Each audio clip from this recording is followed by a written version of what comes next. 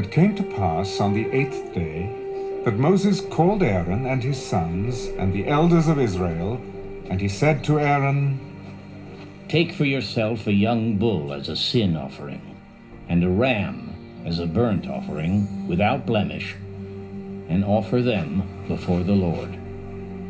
And to the children of Israel you shall speak, saying, Take a kid of the goats as a sin offering, and a calf and a lamb, both of the first year, without blemish, as a burnt offering, also a bull and a ram as peace offerings, to sacrifice before the Lord, and a grain offering mixed with oil.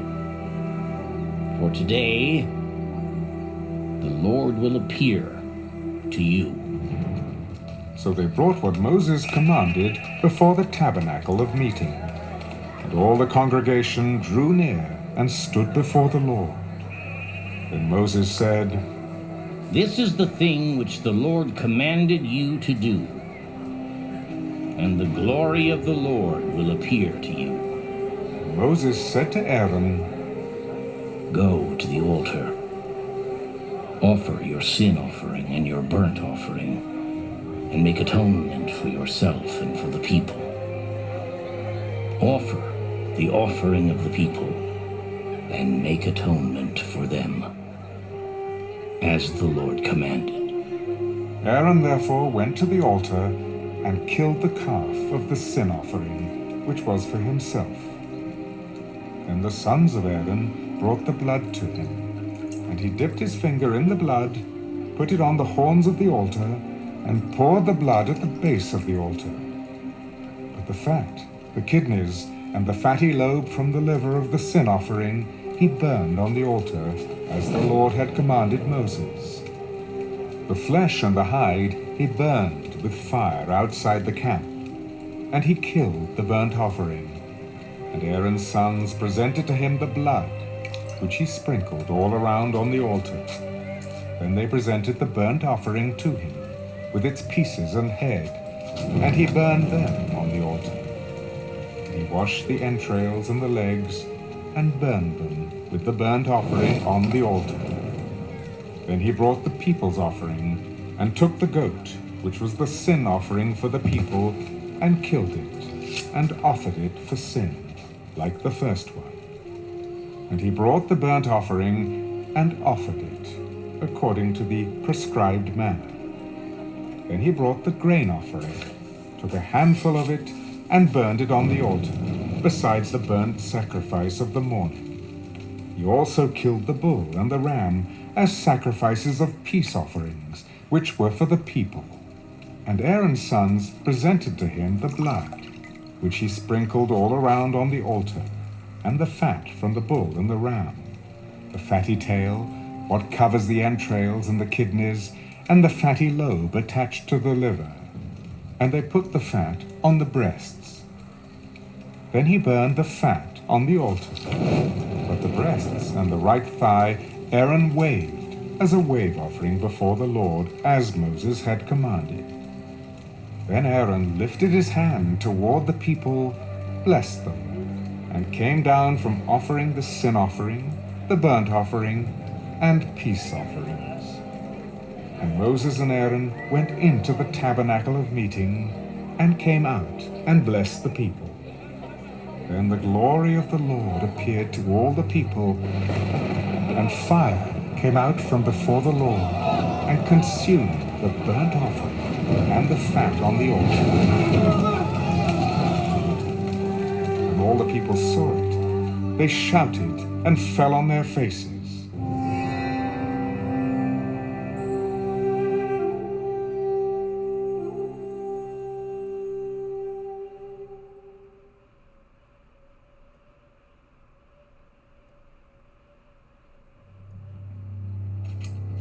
Then Nadab and Abihu, the sons of Aaron, each took his censer and put fire in it, put incense on it, and offered profane fire before the Lord, which he had not commanded them. So fire went out from the Lord and devoured them, and they died before the Lord. And Moses said to Aaron, This is what the Lord spoke, saying, By those who come near me I must be regarded as holy, and before all the people I must be glorified. So Aaron held his peace. Then Moses called Mishael and Elzaphan, the sons of Uzziel, the uncle of Aaron, and said to them, Come near, carry your brethren from before the sanctuary out of the camp. So they went near and carried them by their tunics out of the camp, as Moses had said. And Moses said to Aaron and to Eleazar and Ithamar his sons, Do not uncover your heads, nor tear your clothes, lest you die, and wrath come upon all the people. But let your brethren, the whole house of Israel, bewail the burning which the Lord has kindled. You shall not go out from the door of the tabernacle of meeting, lest you die. For the anointing oil of the Lord is upon you.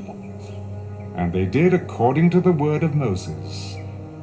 Then the Lord spoke to Aaron, Do not drink wine or intoxicating drink, you nor your sons with you, when you go into the tabernacle of meeting, lest you die. It shall be a statute forever throughout your generations, that you may distinguish between holy and unholy, and between unclean and clean, and that you may teach the children of Israel all the statutes which the Lord has spoken to them by the hand of Moses. And Moses spoke to Aaron and to Eleazar and Ithamar his sons who were left. Take the grain offering that remains of the offerings made by fire to the Lord, and eat it without leaven beside the altar, for it is most holy. You shall eat it in a holy place, because it is your due and your sons' due of the sacrifices made by fire to the Lord, for so I have been commanded. The breast of the wave offering and the thigh of the heave offering you shall eat in a clean place, you, your sons, and your daughters with you. For they are your due, and your sons' due, which are given from the sacrifices of peace offerings of the children of Israel. The thigh of the heave offering and the breast of the wave offering they shall bring with the offerings of fat made by fire, to offer as a wave offering before the Lord. And it shall be yours and your sons with you by a statute forever, as the Lord has commanded. Then Moses made careful inquiry about the goat of the sin offering, and there it was, burned up. And he was angry with Eleazar and Ithamar, the sons of Aaron, who were left. Why have you not eaten the sin offering in a holy place, since it is most holy, and God has given it to you to bear the guilt of the congregation, to make atonement for them before the Lord? See, its blood was not brought inside the holy place. Indeed, you should have eaten it in a holy place, as I commanded. And Aaron said to Moses, Look, this day they have offered their sin offering and their burnt offering before the Lord. And such things have befallen me. If I had eaten the sin offering today, would it have been accepted in the sight of the Lord?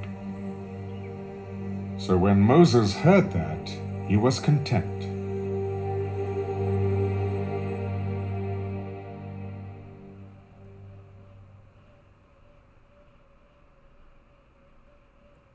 Now the Lord spoke to Moses and Aaron, Speak to the children of Israel, saying, These are the animals which you may eat among all the animals that are on the earth. Among the animals, whatever divides the hoof, having cloven hooves and chewing the cud, that you may eat.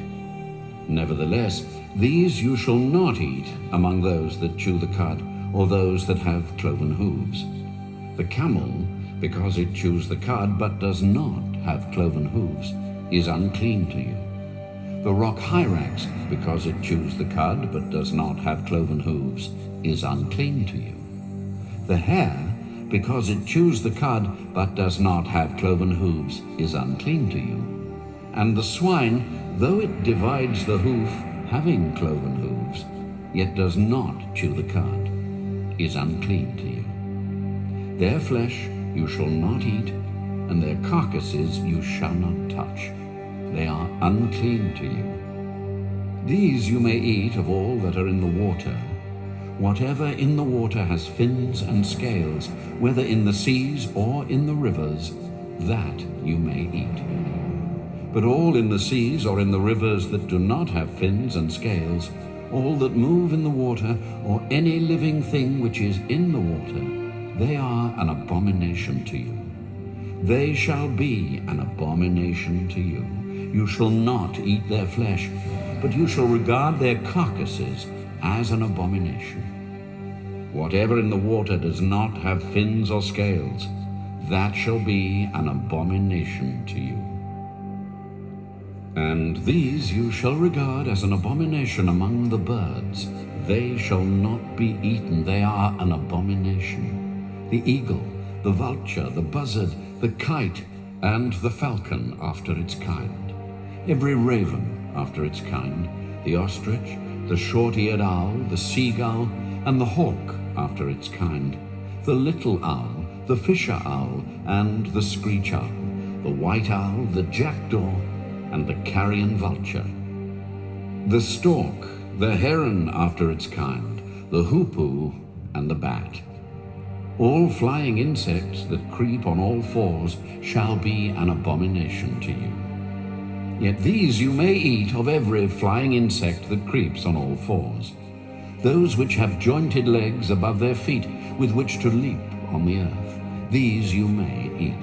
The locust after its kind, the destroying locust after its kind, the cricket after its kind, and the grasshopper after its kind. But all other flying insects which have 4 feet shall be an abomination to you. By these you shall become unclean. Whoever touches the carcass of any of them shall be unclean until evening. Whoever carries part of the carcass of any of them shall wash his clothes and be unclean until evening. The carcass of any animal which divides the foot but is not cloven-hoofed or does not chew the cud is unclean to you. Everyone who touches it shall be unclean. And whatever goes on its paws among all kinds of animals that go on all fours, those are unclean to you. Whoever touches any such carcass shall be unclean until evening. Whoever carries any such carcass shall wash his clothes and be unclean until evening. It is unclean to you.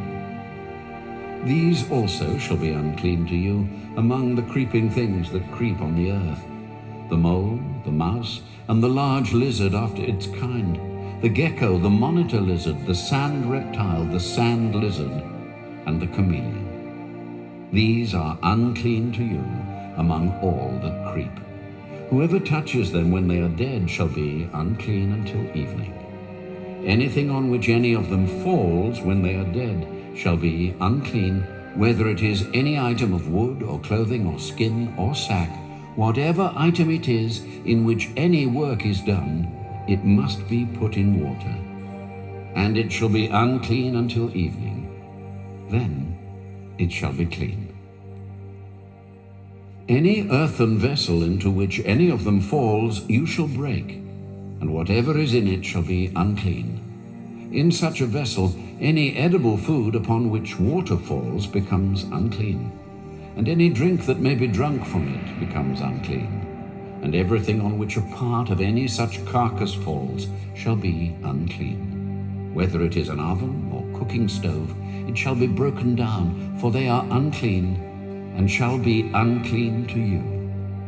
Nevertheless, a spring or a cistern in which there is plenty of water shall be clean, but whatever touches any such carcass becomes unclean. And if a part of any such carcass falls on any planting seed which is to be sown, it remains clean. But if water is put on the seed, and if a part of any such carcass falls on it, it becomes unclean to you.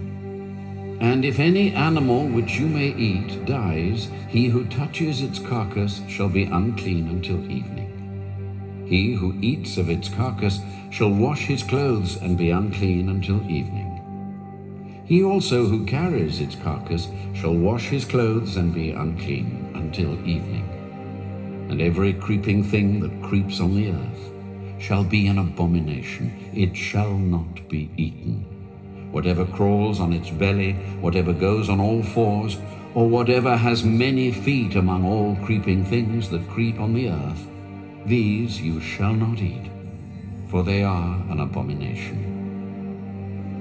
You shall not make yourselves abominable with any creeping thing that creeps, nor shall you make yourselves unclean with them, lest you be defiled by them. For I am the Lord your God. You shall therefore consecrate yourselves, and you shall be holy, for I am holy. Neither shall you defile yourselves with any creeping thing that creeps on the earth. For I am the Lord who brings you up out of the land of Egypt to be your God. You shall therefore be holy, for I am holy. This is the law of the animals and the birds and every living creature that moves in the waters, and of every creature that creeps on the earth, to distinguish between the unclean and the clean, and between the animal that may be eaten and the animal that may not be eaten.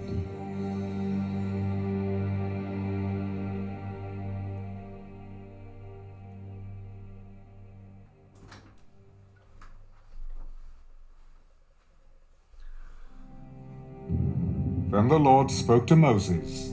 Speak to the children of Israel, saying, If a woman has conceived and borne a male child, then she shall be unclean 7 days.